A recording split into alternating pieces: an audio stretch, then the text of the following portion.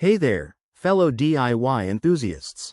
If you're staring at the F7E7 error code on your Whirlpool washer from 2025 models, you're not alone. This is a common issue that can leave your laundry in limbo. Don't panic. In this video, we'll break it down step by step so you can get your machine humming again. First off, what does F7E7 mean? This error code typically signals a problem with the motor speed or the tachometer, which is the sensor that monitors how fast the motor is spinning. It's often linked to issues like the motor not reaching the required speed, which could be caused by electrical glitches, worn-out parts, or even something as simple as a blockage in the washer. Now, let's dive into the possible causes. One common culprit is a faulty door lock or a problem with the control board.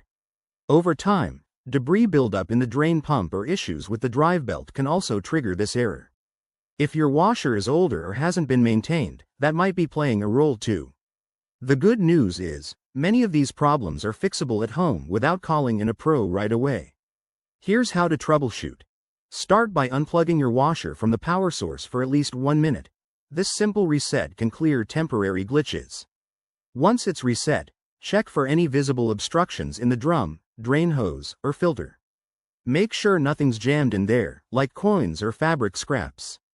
Next, inspect the door lock mechanism. Sometimes, it's just misaligned. If you're comfortable, you can also check the drive belt for any signs of wear or damage, but be cautious. Always disconnect power before messing with internal parts. If these steps don't resolve the issue, it might be time to look at the motor or control board, which often requires professional help. Remember, safety first. If you're unsure or dealing with electrical components, call a certified technician to avoid any risks. To prevent this error in the future, keep up with regular maintenance like cleaning the filter and avoiding overloading your washer. There you have it, your guide to conquering the F7E7 error. If this video helped, give it a thumbs up and subscribe for more home repair tips. Thanks for watching, and happy washing.